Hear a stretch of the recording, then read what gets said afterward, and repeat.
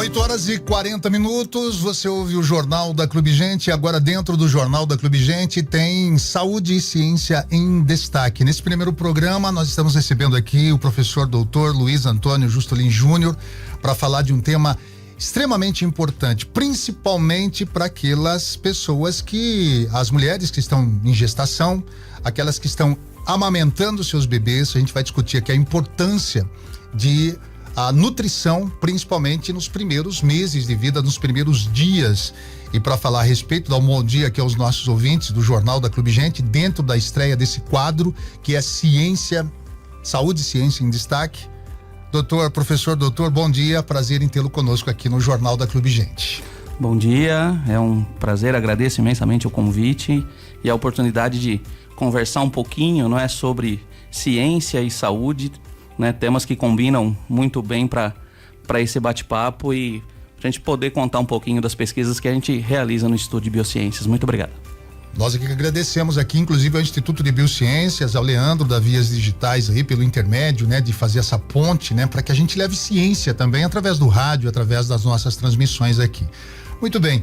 Tem um estudo que demonstra que filhotes de ratas submetidos a uma dieta carente de proteína durante a gestação e a lactação apresentaram atraso no desenvolvimento prostático quando jovens e maior risco de desenvolver o câncer de próstata com o envelhecimento. Com base nesses dados, professor, nós podemos dizer que uma criança, um homem que não foi muito bem nutrido durante a gestação e durante a amamentação, ele pode, um candidato a ter o câncer de próstata, que é um câncer que atinge nós homens? É uma excelente, né, um excelente ponto de partida para a nossa discussão.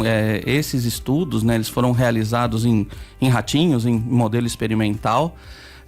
Mas a ideia, não é, da origem a partir, né, de muito cedo do câncer de próstata, ela vem de um pesquisador americano, né, de um patologista chamado William Gardner, e nos estudos dele como patologista ele lança essa hipótese de que a origem do câncer de próstata, para alguns casos, poderia acontecer ainda no desenvolvimento intrauterino. Né? E a partir, né, dos dados desse pesquisador, o nosso grupo de trabalho, né, o nosso grupo de pesquisas no Instituto de Biociências, que já trabalhava, né, estudando reprodução, passou a tentar entender um pouquinho essa relação, né, da exposição a condições adversas no início da vida e os efeitos a longo prazo, inclusive durante o envelhecimento.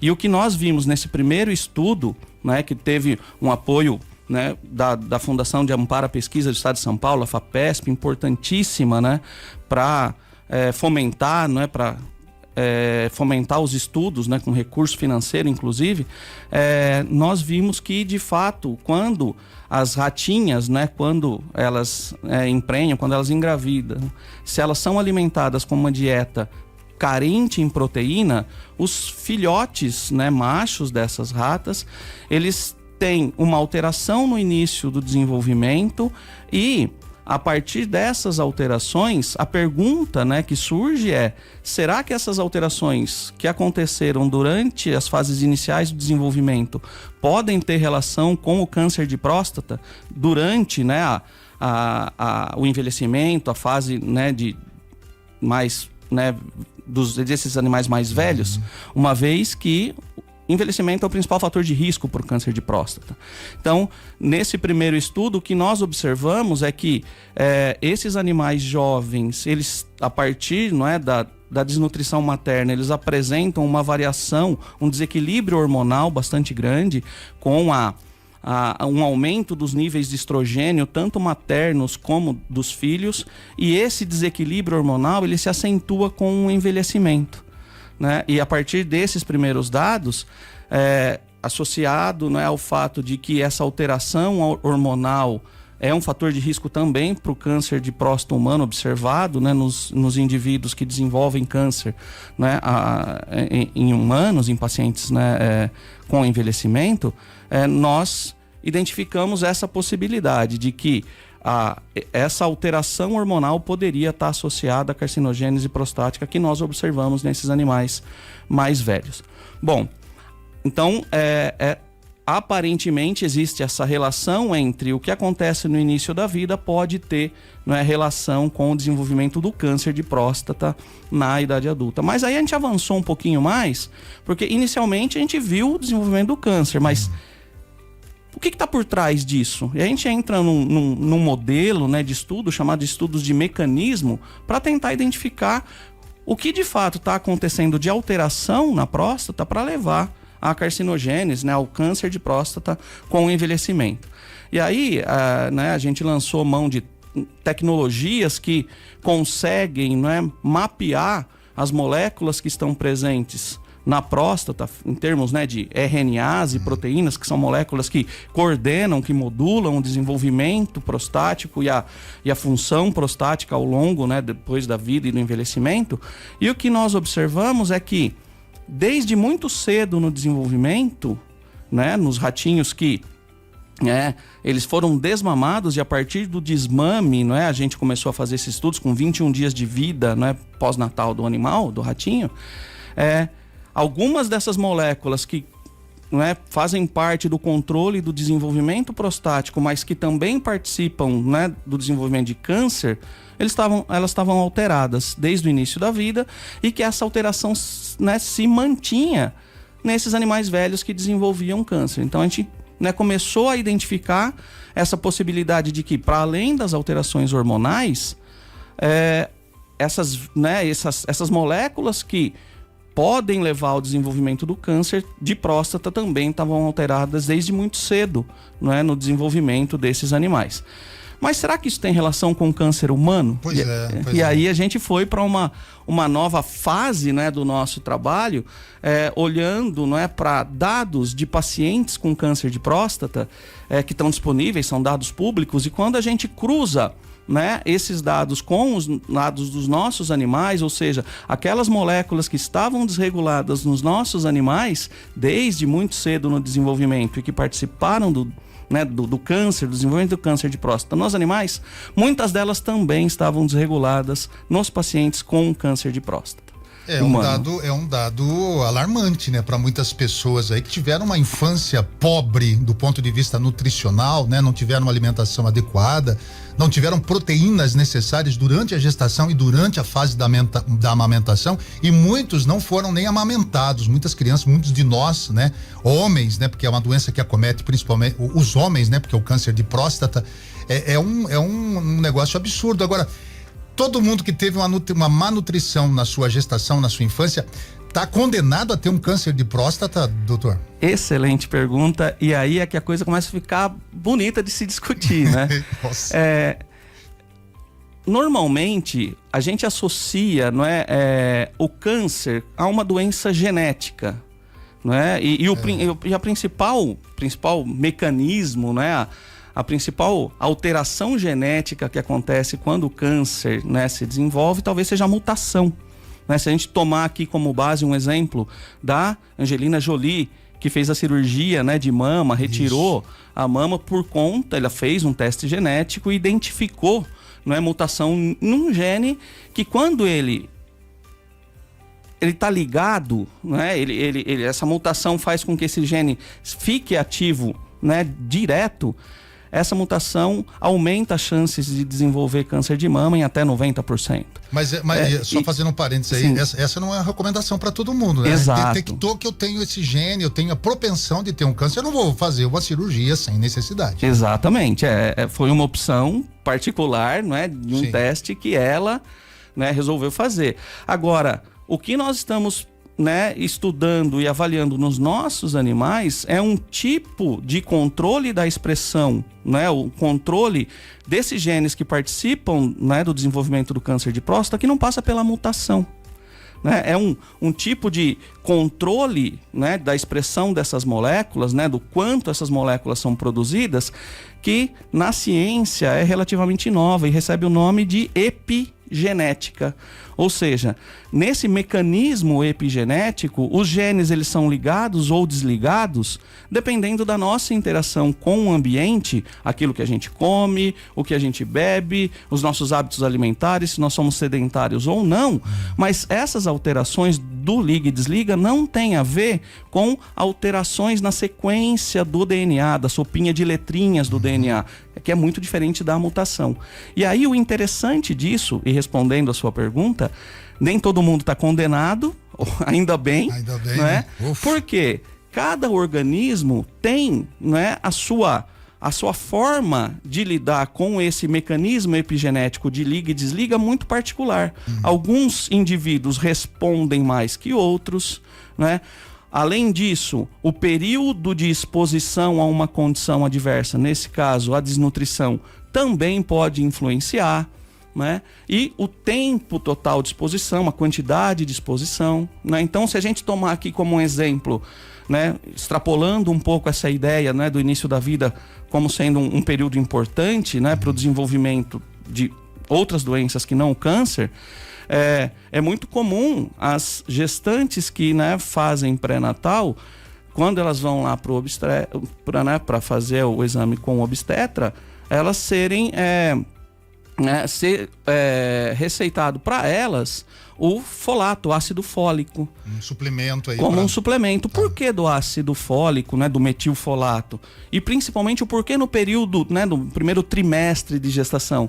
É porque o ácido fólico, né, o componente, a molécula, existe uma molécula que é importante pro desenvolvimento do nosso sistema nervoso. E o sistema nervoso, ele se forma no período, né, nesse primeiro trimestre de gestação. Por isso que a molécula, a suplementação é importante e num período específico também, né? Então, se a gente, né, extrapolar isso para outras, né, outras doenças ou outras formas de exposição nessa condição, sempre vai existir uma resposta que é individual, que vai depender então, né, de como a gente interage com o ambiente através desse mecanismo de liga e desliga de genes que a gente chama de epigenética, mas também, né, o tempo de exposição, a intensidade dessa, né, exposição a diferentes condições adversas. Por isso que nem todo mundo está condenado. E mais do que isso, acho que aqui vale uma informação importante também, para a gente não condenar, não é, as mães, não é, as futuras mães, dizendo que tudo de ruim que acontece na vida do filho é responsabilidade dela. É porque a minha mãe, quando foi pra praia e não sabia que estava grávida, tomou uma caipirinha e ferrou minha vida, né, e me condenou. Não é assim que funciona. Por quê? Porque o que a gente decide fazer da nossa vida, como quando nós temos a opção de escolha, também faz toda a diferença. Sim. Pode ser que esse mecanismo inicial, né, de desenvolvimento, quando a gente é exposto a uma condição adversa, tenha certa interferência no sentido de, eventualmente, aumentar a possibilidade de que a gente desenvolva a doença. Mas se a gente levar uma vida sedentária, não é, se a gente, né, comer bolacha recheada e tomar refrigerante a vida inteira, não fazer exercício, né, cultivar hábitos de vida que não são legais, abuso de drogas lícitas, isso tudo vai, né, se somando a ponto, né, de fazer com que a gente de fato aumente, né, a possibilidade da gente desenvolver não só um câncer, mas outras doenças, né, ao longo da vida. Bom, a importância aqui, nós estamos discutindo aqui com o professor Luiz Antônio Justolin Júnior, nesse quadro Ciência, Saúde e Ciência em Destaque aqui no Jornal da Clube Gente, a estreia hoje, e nós estamos discutindo aqui um tema muito importante, que é a alimentação, a nutrição, principalmente para gestantes e também depois do nascimento do bebê, a alimentação que deve ser rica em proteínas. Agora, professor, o senhor falou que a propensão desses ratos, nesse estudo científico, desses ratos terem propensão a ter um câncer de próstata, pode ser revertido, ou seja, do ponto de vista, a mãe não amamentou direito o filho, não colocou ali os nutrientes necessários, não tinha os nutrientes necessários para aquele bebê, para aquela filhote, E depois de nascido, ele pode suplementar e colocar no seu organismo esses nutrientes que faltaram no período de gestação e lactação?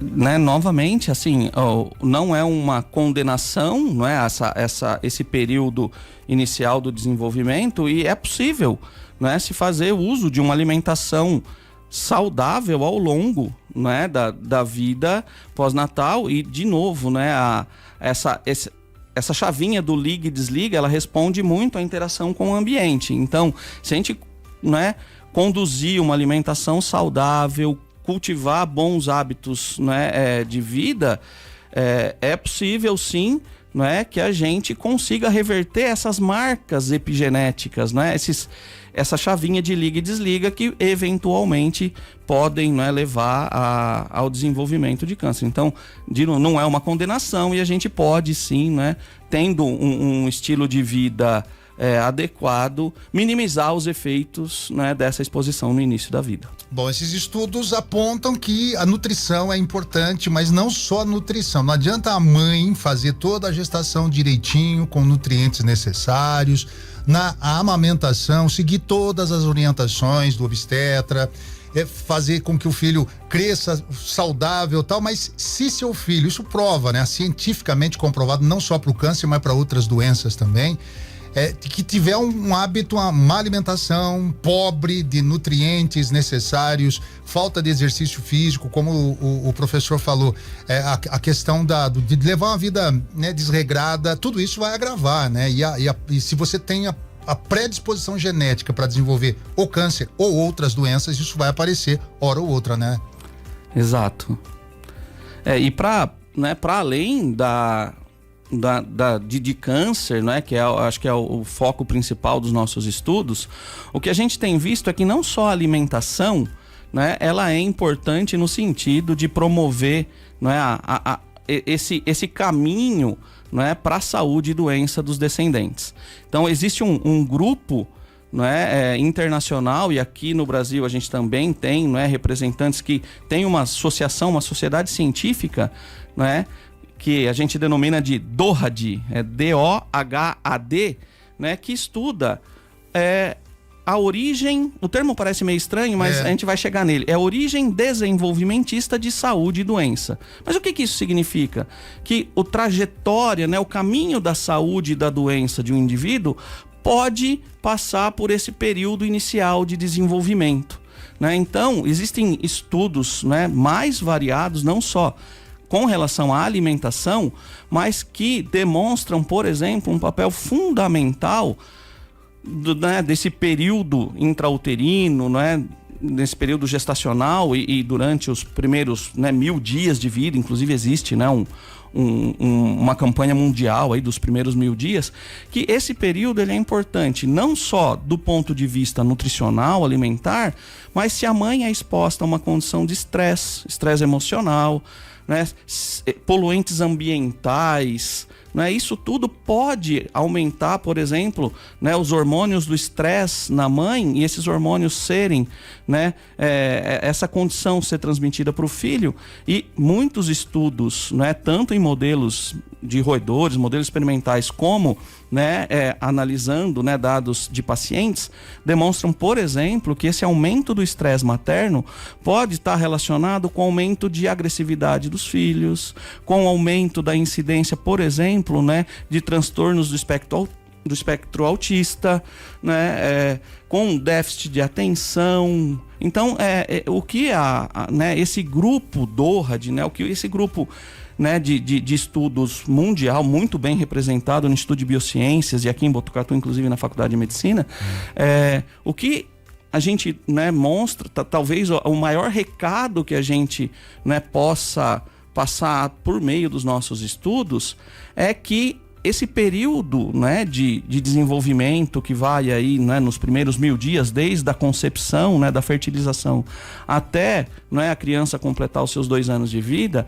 esse período ele é um período de alta vulnerabilidade e que, né, avançar em políticas públicas de atenção à saúde, à gestante, ao recém-nascido é fundamental para a gente diminuir, né, não vou dizer erradicar, né, mas diminuir a incidência de doenças que eventualmente possam ser evitáveis, né? E nesse ínterim, né, se a gente estiver olhando, né, vamos fazer aqui uma reflexão, se a gente estiver olhando o copo meio vazio, esse período de desenvolvimento ele pode ser um período de alta vulnerabilidade, de fato é. Mas se a gente souber usar da melhor forma possível esse período, ele pode ser um período de oportunidade. Oportunidade para olhar com carinho, com cuidado, esse período tão bonito da vida que é o período de gestação, cuidar muito bem com políticas públicas, com atenção, com curadoria para esse período e para as mães e para os filhos, né? Para que a gente faça desse período de vulnerabilidade um período de alta oportunidade, de baixo custo para redução de doenças, né, não transmissíveis e que eventualmente possam, né, ser alvo desses mecanismos de prevenção. A gente poderia citar aqui diabetes, doenças cardiovasculares, obesidade, né, para muito além do câncer, que é o objeto do nosso estudo lá no Instituto. Professor, o Brasil, todos sabem que é um país pobre do ponto de vista nutricional. Muitas pessoas passam fome nesse país. Exato. Né? Muitas pessoas não têm as refeições equilibradas de uma maneira saudável. Isso vale tanto para a vida adulta quanto para as crianças.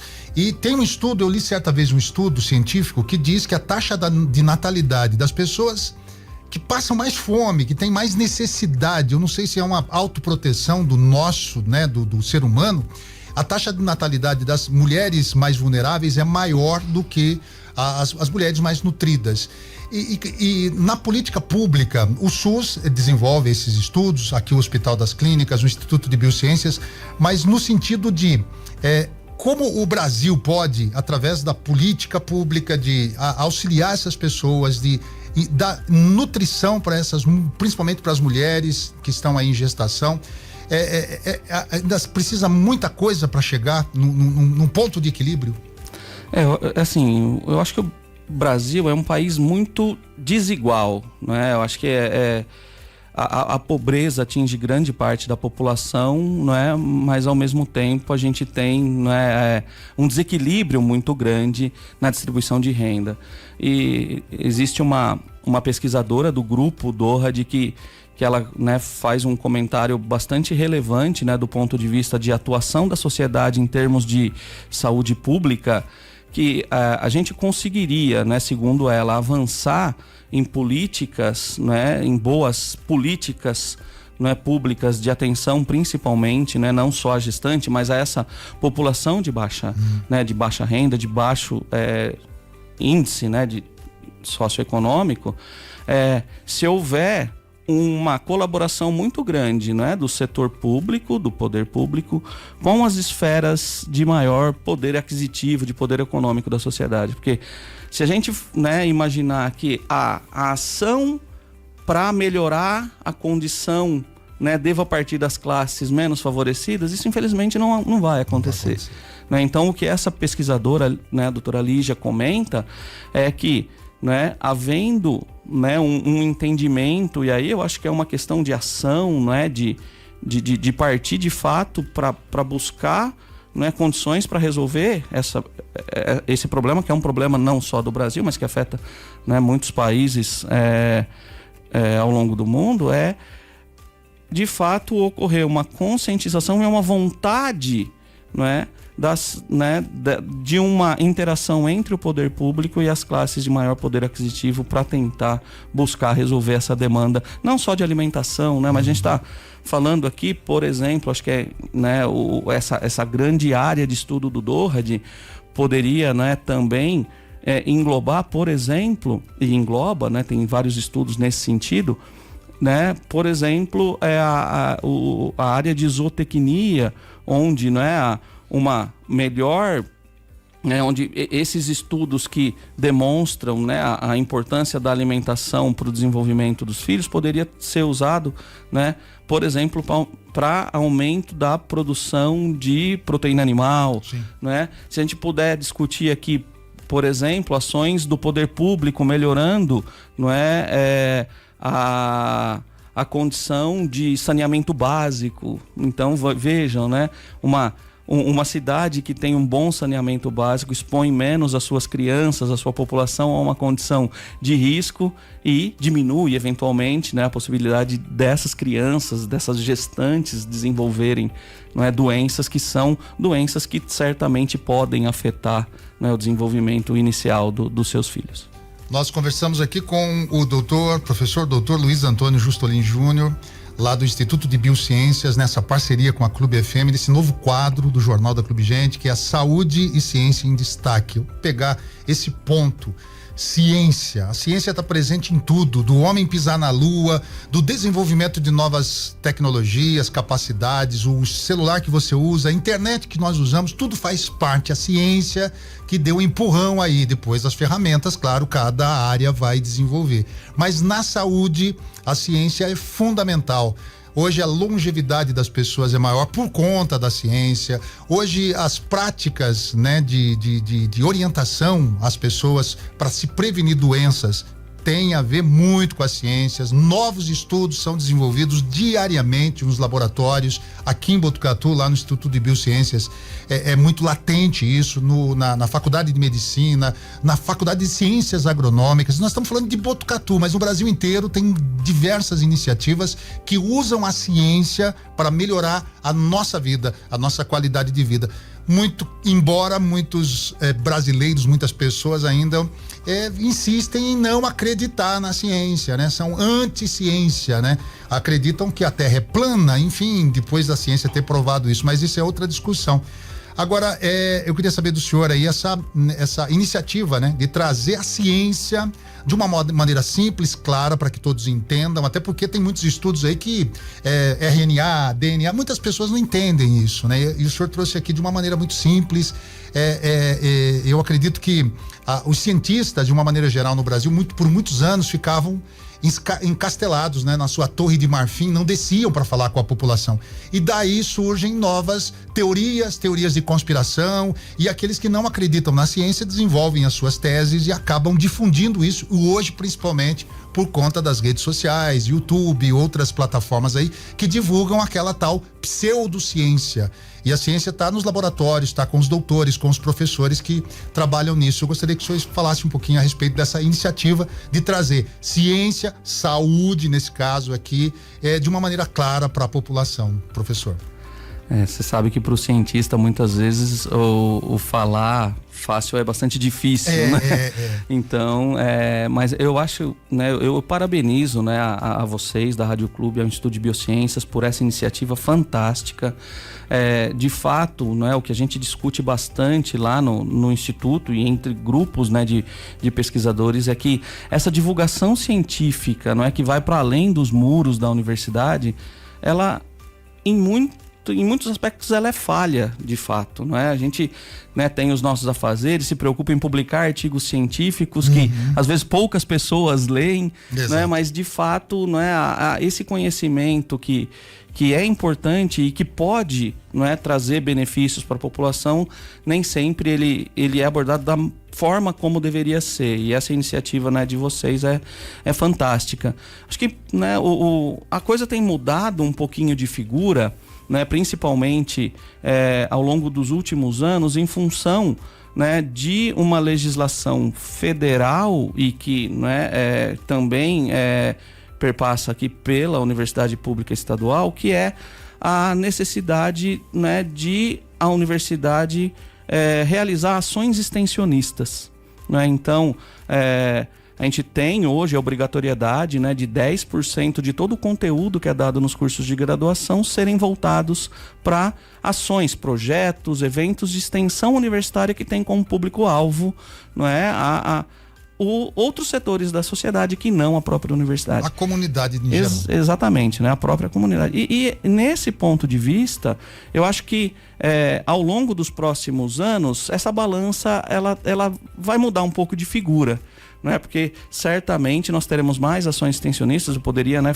trazer um exemplo aqui do nosso grupo de pesquisa, do envolvimento do nosso grupo que desenvolve um projeto de extensão aqui em Botucatu, né, os nossos alunos de graduação, de pós-graduação, né, eles vão até as escolas. A gente tem um projetinho de, né, extensão universitária, onde nós vamos até a escola ter esse papo que a gente está tendo aqui, né, com os alunos do ensino público, mostrando para eles de fato, né, a importância, não é, dessa forma de divulgação científica, de trazer, né, ou de levar esses alunos lá para o Instituto e para a Unesp, para eles terem esse primeiro contato. Recentemente, né, nós tivemos a realização da escola de verão, dos cursos de inverno, com quase 200, né, estudantes do ensino público participando de atividades lá no Instituto, e certamente eu acho que a tendência é que essa divulgação científica, não é, mais próxima da comunidade, ela avance, né, nos próximos anos. Muito bem. Professor, doutor, a gente quer agradecer aqui a sua participação nesse primeiro programa Saúde e Ciência em Destaque aqui no Jornal da Clube Gente. Deixar os microfones à sua inteira disposição. Se quiser acrescentar mais alguma coisa dentro do assunto que a gente discutiu ou outra questão que o senhor queira abordar aí, fique à vontade, por favor. Bom, eu mais uma vez agradeço a oportunidade, né, e eu né, destaco mais uma vez a importância, né, desses nossos estudos, e talvez da mensagem principal, não é, que esse grupo de trabalho, né, esse grupo de pesquisa que envolve, né, o início da vida e as repercussões, né, o que acontece depois ao longo, né, da vida adulta e do envelhecimento. Talvez a principal mensagem que a gente, né, deva passar é esse olhar cuidadoso, né, de olhar esse período, né, tão bonito do desenvolvimento, né, que é a gravidez, a gestação, a lactação, importantíssima, não é? E esse programa dos primeiros 1000 dias trata exatamente, né, dessa condição de que sempre que é possível, obviamente que nem sempre, né, as mães, né, têm a condição de acompanhar seus filhos, né, amamentando até, né, um período considerado ideal, mas que a mensagem que a gente deixa é essa, né, uma mensagem de olhar com carinho, com cuidado, né, avaliar e propor, avançar em políticas públicas para que a gente busque pelo menos minimizar, né, a incidência de algumas doenças, né, que tanto atravancam, por exemplo, o nosso sistema de saúde, né, a gente vive, né, um problema de saúde pública mundial, com diabetes, obesidade, doenças cardiovasculares, e certamente, não é, esse cuidado inicial no início da vida, ele pode contribuir para a redução, né, dessas doenças. A gente não falou aqui, quem sabe fica para um outro momento, mas não, né, essa relação de saúde e doença não é exclusiva, né, das mães. Os pais participam imensamente dessa, contribuem, né, para essa possibilidade de melhoria, né, dessas condições no início da vida. Então, mães, né, também as futuras mamães, né, quando a gravidez é planejada, peguem, né, cheguem junto ali nos futuros pais, né, nos parceiros, que você tem contribuição também. Responsabilidade, exatamente. Exatamente. Mas é isso, gente. Eu agradeço imensamente e vida longa, sucesso a essa parceria. Muito obrigado. Nós falamos com o Dr. Luiz Antônio Justolin Júnior no quadro Saúde e Ciência em Destaque. Então, mães, não se sintam culpadas caso no futuro teu filho venha a ter um câncer de próstata ou outra doença. A responsabilidade não é só sua, como o professor acabou de dizer, responsabilidade também dos pais de oferecer uma educação, ensinar seus filhos as boas práticas alimentares, práticas de exercício físico, aquela de viver uma vida equilibrada. Tudo que é em excesso faz mal. Se comer muita proteína vai fazer mal, mas se comer menos vai fazer mal também. Então tem toda essa questão aí, e você pode encaminhar suas demandas também aqui para o nosso WhatsApp da Clube FM, sempre que tiver alguma demanda e for da competência do professor doutor Luiz Antônio Justolin Júnior, a gente vai encaminhar para eles lá no Instituto de Biociências. Você ouviu? Saúde e Ciência em Destaque aqui no Jornal da Clube Gente.